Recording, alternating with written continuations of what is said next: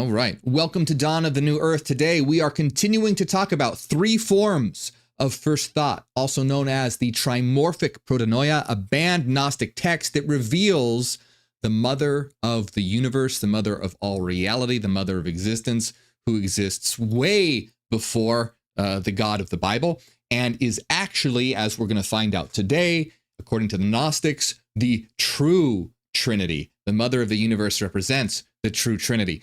So this is what we're going to be talking about today. It's going to be really good, and I hope you enjoy it. We're going to get started. But as always, remember, if you haven't become a member yet on this channel, please do. It helps out a lot. And guess what? When you become a member on this channel, on YouTube, or even on Patreon, you get access to all of my downloadable notes on inner transformation, downloads on inner transformation, self-transformation, and alchemy. There's also a bunch of other stuff you can get access to, like members only videos. We're having a members only video right after this on what the brain and consciousness really is. There's a lot of great stuff, and it helps out the channel a lot. So please consider becoming a member. Also, check out my book, Neogenesis, Dawn of the New Mind, that discusses how to reach higher consciousness in a rational way without the BS. And follow me on Spotify. You can follow my podcast on Spotify, Dawn of the New Earth. The links for all of those things are in the description of this video. All right, we're going to get started. We are talking about the mother of the universe and the three forms of first thought, the trimorphic protonoia. And for those who might be wondering, today's shirt is the Empress. I thought the Empress was a fitting shirt to wear for today's topic. So that's, we're talking about this today. Now, real quick, people say, hey, where can I read this stuff? Where do you get this information? You can read all this for free on gnosis.org. That's gnosis.org. It's a great website, has all these texts where you can read them for free if you want to read the source material. All right, so let's get started. We started this book last week, but if you didn't see that, that's okay. Don't worry. You'll still be able to understand what's going on here. So this book is called the Trimorphic Protonoia, which means the three forms of first thought. Why is it called the three forms of first thought? So in this book, who is talking is a being known as Barbelo. And Barbelo is the, like I said, the mother of all reality, the mother of existence. And she is known as first thought, because the only thing that is higher in the divine hierarchy than Barbelo is what's called the invisible spirit, the great invisible spirit. And it's an ineffable being. And it's not the God of the Bible. Just want to make that very clear. The God of the Bible is going to come along much later. He is a lesser being. This is essentially the source of all reality, the source of existence. And Barbelo is known as first thought, because Barbelo is the first thought of this source, this divine source. And so the book is called Trimorphic Protonoia, or Three Forms of First Thought, because Barbelo, the first thought, takes three forms. And we're going to find out what those forms are today. There's different forms. So and this is, according to the Gnostics, at least according to this text, what we can understand as being the real Trinity. Now, there's a lot of threes that occur in this. And so Barbelo is three in multiple ways. The first way we can understand it is that Barbelo takes three forms as the thought, the voice, and the word. Okay? So I'm just kind of giving a background so that when we jump into the reading, you'll have context for what we're talking about here. So first of all, Barbelo, one of the ways of understanding three forms of first thought, the three forms is thought, voice, and word. What does this mean? Well, we're going to find out exactly what it means, but a quick preview of this is think about a thought. A thought is potential. It's in the mind. It's not something out there. It's in here. So it's thought is like a seed. It's like a potential. But what is the voice? Remember, thought, voice, and word are the three forms. What is the voice? A voice is different. If someone is, if you're looking at your friend over there and they're thinking something, you can't hear what they're thinking. But what can you hear? Their voice. When they make noise, you can hear an expressed aspect of them. So the thought is potential. The voice is expression. But here's the thing. Voice itself doesn't really convey very much information. You can think of voice as being, yes, and it's an expression, but it's not ordered. It's very chaotic. It's just noise. What's a word? A word is a voice that is structured. Think about me right now. If I were just here thinking, would you get much from this video? Probably not. If I was here just using my voice without words, you probably wouldn't be watching very long. But I'm right now, as I speak to you, I am expressing structured voice. I am expressing words. And because I'm expressing structured voice, structured words, you're able to understand. So these three forms is thought, potential, voice, expression, and word structure. This is the first way that we can understand this. So keep that in mind. There's a lot more to this, but keep that in mind as we continue. So last time we were talking all about Barbelo, who Barbelo introduces herself as being the first thought and the mother of the universe. Now we're going to get to the part where the sun is introduced. Okay? So the sun is going to be introduced here.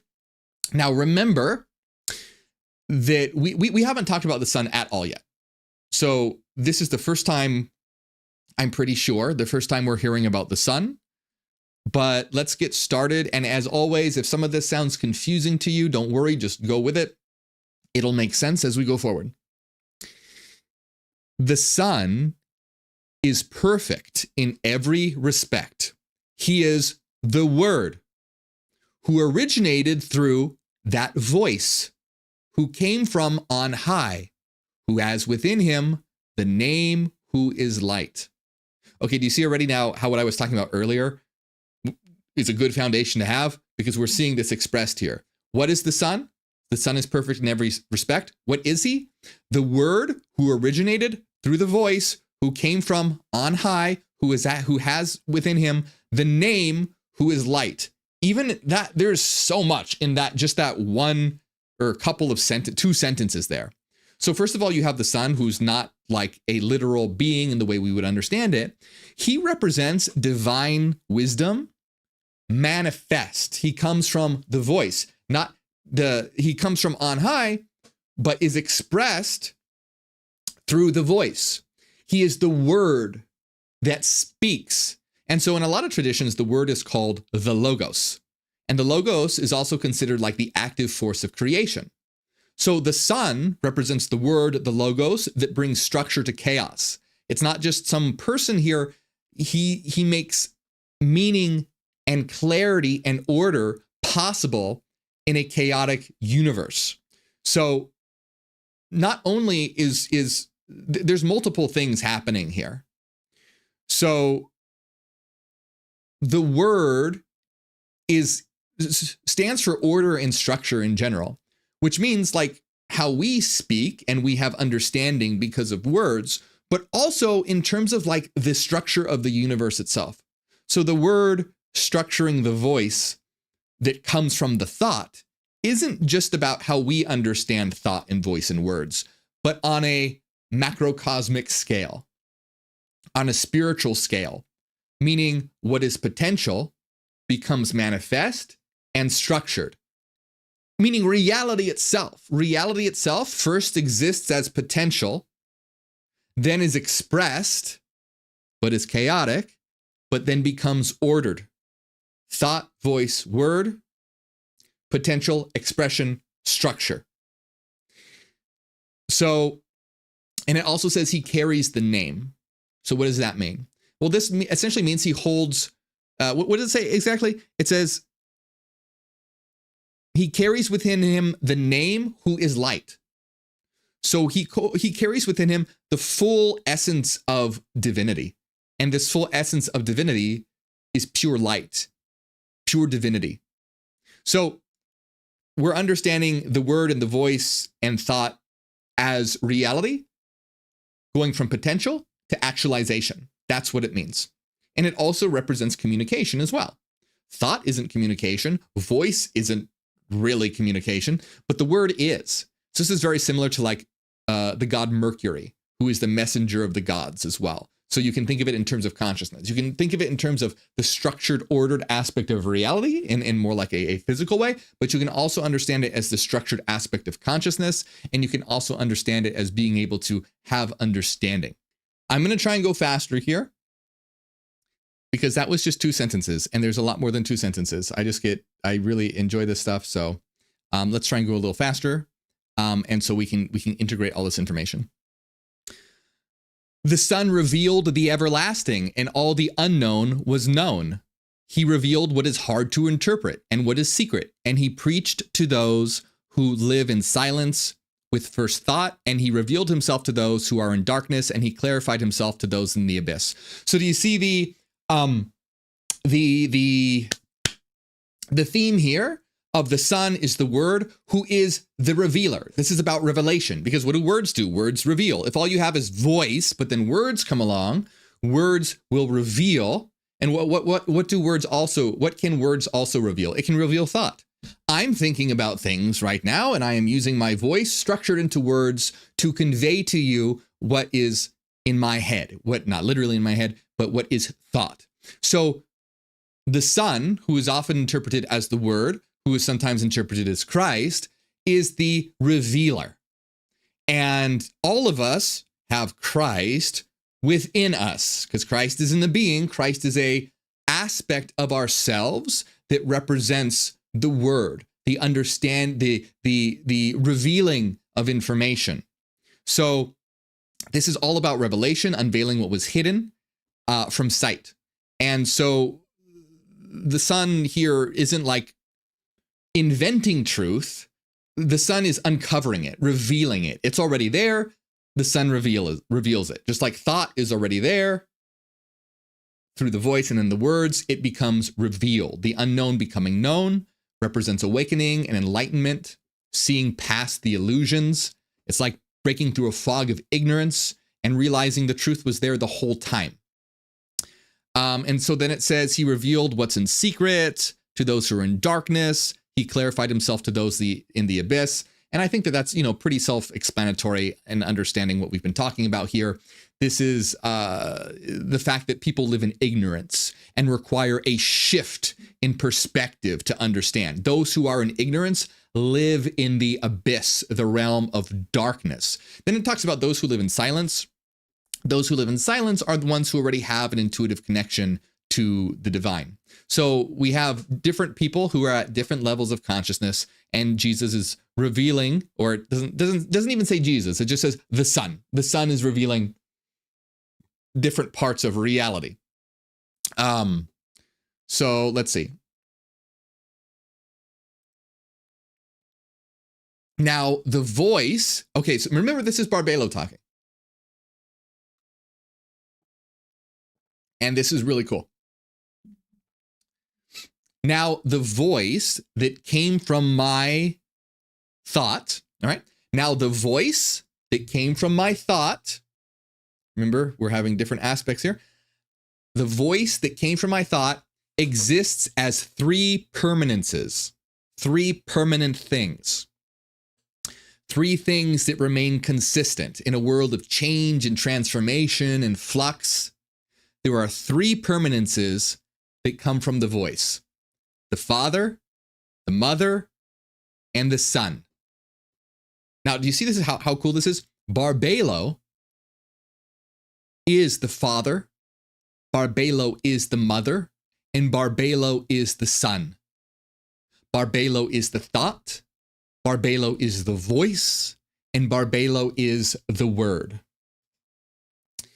And hold on here. I just want to make a note to myself here.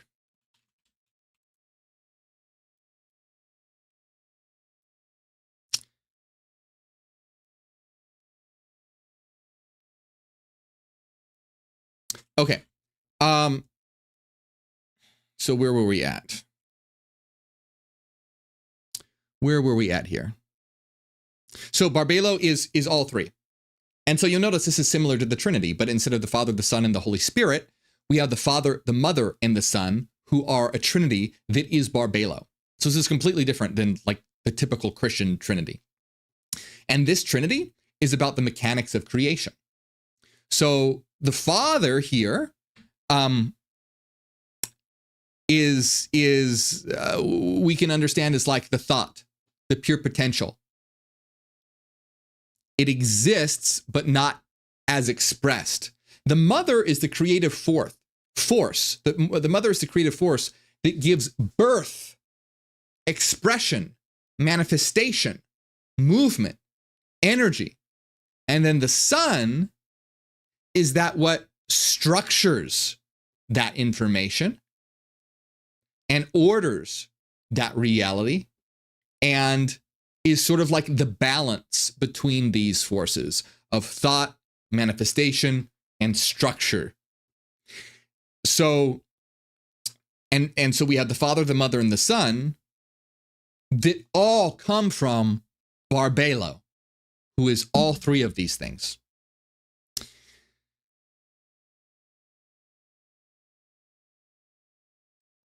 The voice is perceptible speech containing a word rich in every glory. It has 3 masculinities, 3 powers, and 3 names. They are in the manner of the triad of 3 shapes, which are quadrangles, secretly in the silence of the ineffable one. So there is a lot of information here. Remember, when we're talking, I always have to say this, but hey, the world's fucking nuts right now. When it comes to gender, this is not how it's typically defined in terms of like our culture. It's just talking about energy. Like Barbelo is the mother, but she's also the father and also the son. These beings are beyond gender classification. They are beyond. So when we're talking about when it says like the 3, so like Barbelo is sometimes in the Secret Book of John by Barbelo, the mother is called the thrice great male, and then also the mother father. So they have all these, and so these just represent forces. Instead of saying masculine and feminine or androgynous, we could say positive, negative, and neutral, yin and yang, hot and cold, etc. So just to be clear here, that's what this means. But anyway, there's a lot of sacred geometry symbolism here. 3 masculinities, 3 powers, 3 names. And this, what exactly this means, like I can't tell you for sure. It's very cryptic, but it could represent 3 layers of existence. It could be, you know, all these different 3s. It could be it could be the Father, the Mother, the Son. It could be the voice, the thought, the voice, and the word. It could be even be body, mind, and spirit. Basically, this triad of 3 shapes is talking about a structure to reality. And then it's interesting that they talk about quadrangles. This probably symbolizes stability, because 4-sided shapes represent structure and foundation in sacred geometry. And then it talks about the silence of the ineffable one, and that's a reminder that beyond all of this, right, even above Barbelo, the only thing above Barbelo is the source itself. The source itself, the divine one. So the divine one, the source. And so it's talking about 3s, and then it's talking about a 4. 3s are, according to, so Carl Jung, I believe, looked at 3s as being masculine and 4s as being feminine. And remember, this is just about energy. It's about a type of force. And 3s are typically associated with movement, because you have that triadic, triads are more associated with movement. Like in Hegelian terms, thesis, antithesis, synthesis, that triad. It's kind of like a waltz. 1, 2, 3, 1, 2, 3, 1, 2, 3, 1, 2, 3. It's this movement. And in terms of a dialectic, it's a movement of transformation and growth and evolution. 4s are usually considered, according to Carl Jung, feminine and structured. So stable, a stable foundation, that's going to keep everything structured there. And so fours are considered stable. Even in Kabbalah, fours are considered stable and often symbolizes completeness. So where you have triads that are about motion and movement and transformation, and then you have fours that are about stability and completion. So it's likely talking about the idea that there's a stable, there's a stable aspect to reality and an aspect of transformation as well.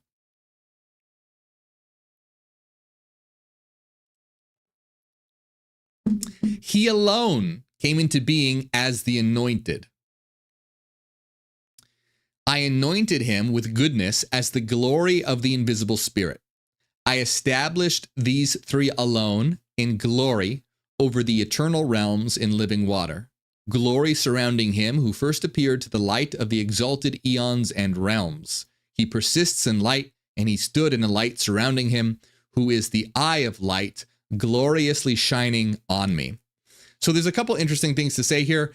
First of all, it's interesting that she says eye of light. Eye of light is a name that's used. I don't think it's mentioned very much in this text, but in other texts, eye of light is a very powerful being known as Adam or Adamas, who is not the Adam that we know in the Bible. This is like the divine perfected human that's a god. I don't know if that's what that is referring to in here, but she says eye of light, and in other Gnostic texts, eye of light refers to this divine perfect human being. So that could be a reference to this. But anyway, what's mostly being talked about here is how divinity is self-generating. The sun isn't like created in the way we think. It's just a progression or an emergence or a emanation, an expression of divinity. And it talks about being anointed. And so this symbolizes like activation. Just like, so oil was used to mark prophets and kings. So anointing is like being the chosen, essentially, the chosen one. But what we have to realize is that we are all the anointed ones. We are all the chosen ones. As soon as we realize, when do we become the chosen ones? When we choose ourselves. Because all of this is about what's happening within us. So we are the anointed. We are the chosen. As soon as we realize that. So it also talks about here the invisible spirit, which we've heard about before, that it's pure being, beyond form, beyond definition. But Barbelo is the divine feminine force and is sort of like the blueprint that's giving shape to everything. Barbelo is the primordial first thought that serves as the underlying blueprint for all things. All right, so let's see where we're at here.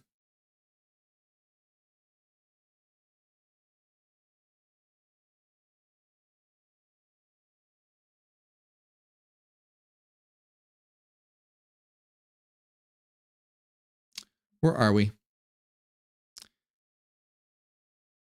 He gave, where are we here? Yeah. He gave eons for the Father of all eons.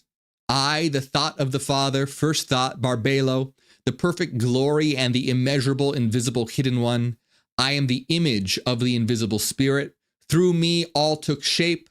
I am the mother as well as the light, whom she appointed as virgin, she who is called Merothia, the intangible womb, the unrestrained and immeasurable voice. This is such a poetic and beautiful text.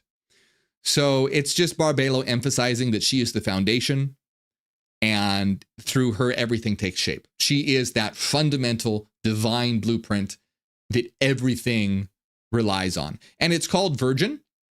Now remember, virgin, these are not beings that fuck. So this has nothing to do with what we think of as a virgin. What virgin means is self-sufficiency. Self-sufficiency. What virgin means is the ability to create without needing an other. So if one is a virgin, but because remember, everything comes from Barbelo. She is the womb. It calls her the intangible womb of creation. So when it's saying that she's a virgin, what's trying to be emphasized in the text is that she is the womb of creation from her own emanation, her own essence. There was nothing external to her that she needed to copulate with or to work with to create. Everything that exists comes from her on her own. So that's what that means by virgin. You'll see that a lot. Even the invisible spirit, the one thing that is the ineffable thing that's higher than Barbelo, in Gnosticism, even that entity, the one, is often called the great invisible virgin spirit. Because everything that exists is an emanation from the one, because Barbelo is the first thought of the one, and then everything comes from Barbelo. So Barbelo generates reality, is the womb, the intangible womb, the unrestrained and immeasurable voice that creates from herself. This is why in the Gospel of Judas, Judas tells Jesus something along the lines of, I know who you are. You come from the immortal realm of Barbelo, and I am not worthy to utter the name of the one who sent you. Essentially saying that Jesus came from Barbelo, sent by the invisible spirit. So this is how we can understand how this works here. So this is an interesting idea. Then the perfect Son revealed himself to his eons, who came through him. He revealed, glorified, and enthroned them, and stood in the glory made for himself. They blessed the perfect Son, the anointed, the God who came into being by himself. So the Son is often called autogenes. Autogenes meaning self-generated. So the Son, remember, everything is like, this is like a Russian doll sort of situation here.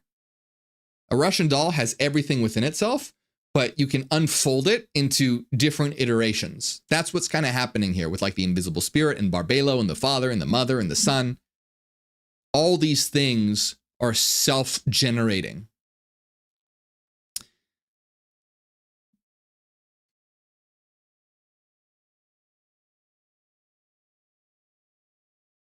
So it says, and then they blessed the perfect Son, the anointed, the God who came into being by himself, and they gave glory, saying, he is God's Son, he is the being of eternal beings. He sees the eternal that he conceived you. He sees the eternal beings that he conceived, for you have conceived by your own desire. Now, hold on, okay, yeah, there's more to this. That's what I thought. And then it continues. And so these beings are glorifying the Son, because the eons came into being from the Son. So the eons are another unfoldment of the divine. And so we'll see what these beings are, because remember, this is like a structure of a mind. But here's an interesting. It says, so these beings are glorifying and saying, so we glorify you. And then it says, Ma, Mo, you are O, you are A, you are being, the eternal realm of the eternal realms, the eternal realm he gave. All right, what are they talking about? Ma, may, mo, a. What's going on here? All right, so it says, Ma, Mo, you are O, you are A, you are being. So to be completely honest, I don't know what the fuck Ma and Mo refers to. If anyone knows, let me know. Now, however, O and A, what this may refer to is omega, omega, omega, alpha. The end, the end, the end, and the beginning. That could possibly be what that refers to. So I know that in a book known as the Sophia of Jesus Christ, Jesus kind of does, Jesus says IAO or IAO, iota, alpha, omega. And Jesus explains what iota, alpha, omega means. And it's been a while, but if I recall, Jesus says iota means that things come forth, that reality comes forth. Alpha means that reality returns, and omega means reality is completed. IAO or IAO is also used a lot in occult systems for various meanings. Some of those meanings to be I am the alpha and omega. I am the beginning and the end. It also stands for, in some occult traditions, Isis, Apophis, and Osiris, the creator, the destroyer, and the one who rises again. So anyway, long story short, no idea what Ma and Mo is. OOO-A could mean omega, omega, omega alpha, the end, the end, the end, the beginning. Possibly. Because like I said, in other Gnostic texts, IAO, EOA, specifically IAO, Jesus discusses in a book called Pistis Sophia. So anyway, let's continue here.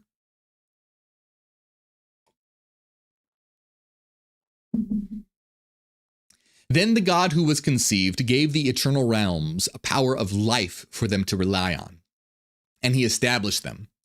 The first realm he established over the first. The first eternal realm he established over the first. And now it's going to list beings, okay?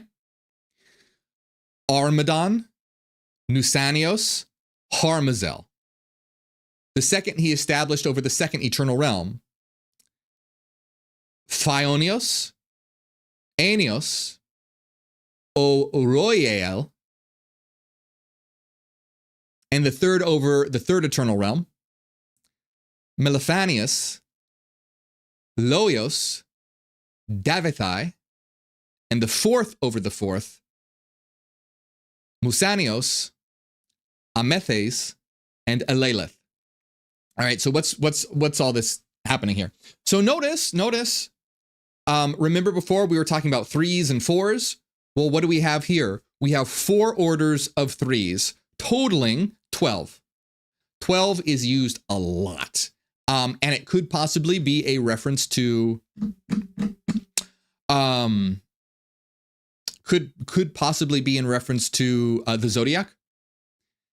So there's another book called the Sophia of Jesus Christ, where it says Jesus is speaking to 12 disciples and 7 women, which could very possibly be referencing the 12 constellations, the 12 zodiac constellations, and the 7 classical planets. It's very possible that that's the metaphor for that. But if that is the case, these would be higher eternal versions of those, because the Gnostics looked at the influence of the physical realm as being evil. So they often associated the planets with the archons. So these could be like the primordial essences of that. But anyways, it doesn't really matter whether it really references that or not. Basically, it's the structure of mind of 4 orders of 3, totaling 12.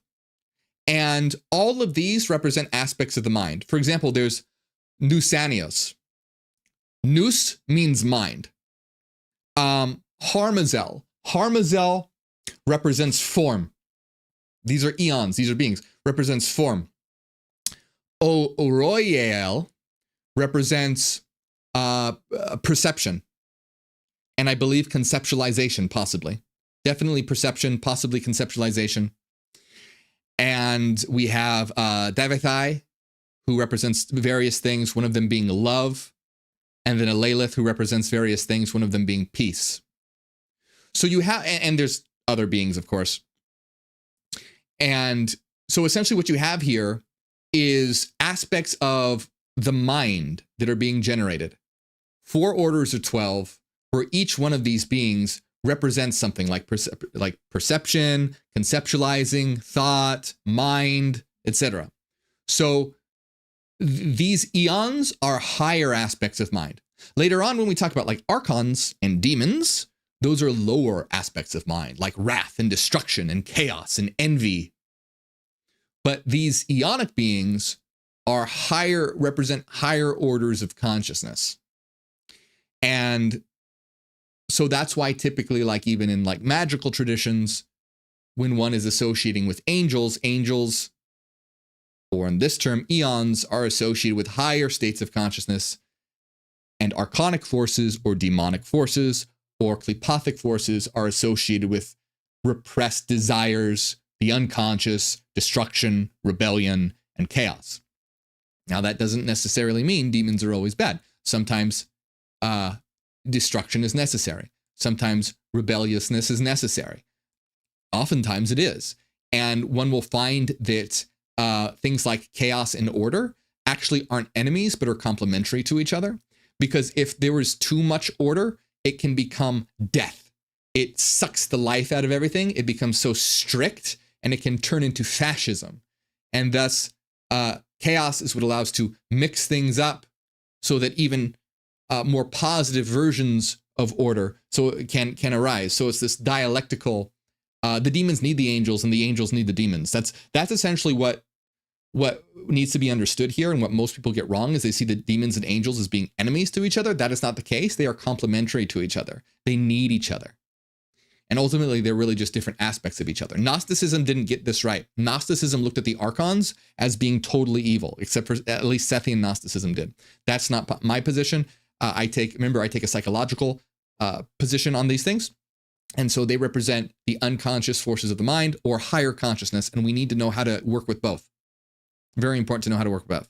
It says, so now these eternal realms are the ones conceived by the God who was conceived, the anointed, and these eternal realms. So we can also think of Christ as being like subjectivity as well. So Christ is basically like ordering the mind with all these different functions, just different archetypal forces, different programs that have different functions in ordering and constructing the mental structure. They were the first to appear, exalted in their thought, and each eternal realm gave 10,000 glories in great unsearchable lights, and as one they blessed the perfect Son, the God who was conceived. And hold on, let me look up something just really quick here. This is 3 forms of first thought, because I wanted to see. Okay. So who has not been introduced yet is Sophia. And I know someone in the chat was asking about Sophia. Sophia is going to arrive very soon. And so when we pick up next time, what we are going to talk about is Sophia and the archons, because what comes next, we just talked about the structure of the divine mind ordering itself in terms of these beings of light and higher consciousness, but then come the archons, then come the demons. And these archons and these demons are what constitute the dark aspects of ourselves.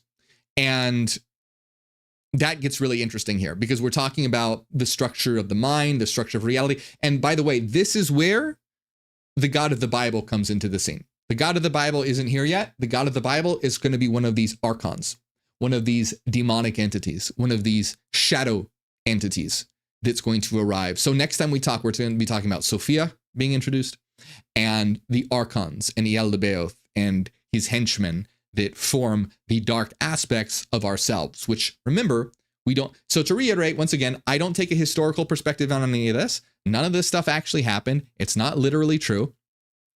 They're stories and metaphors. However, since I take a psychological perspective, this means that in my opinion, these are symbols for how the mind is structured. And I think when you look at it, it's pretty damn obvious. So this is about how the mind is structured.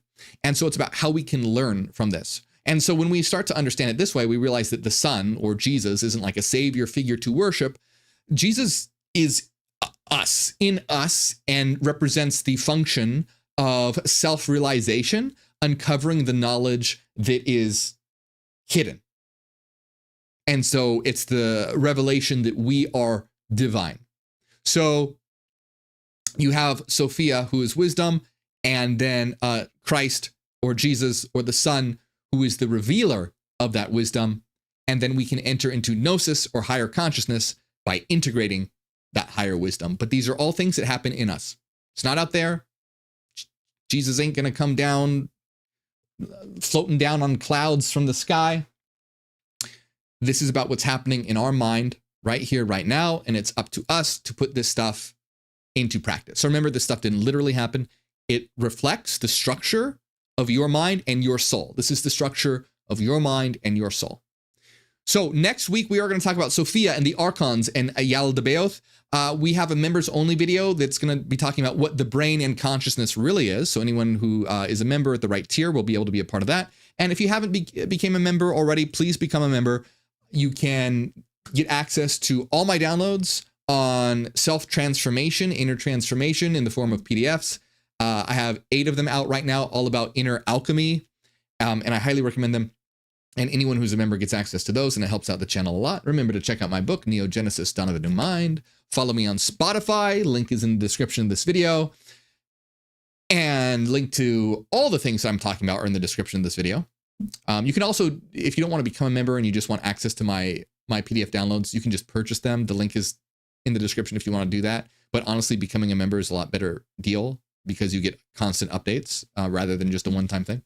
Anyway, thank you all so much. Big shout out to everyone who supports, especially Renaissance Fairy, Cassidy, Angela, DB, Nusalina, Dallas, Sacred Moth, and everyone else. Thank you very much.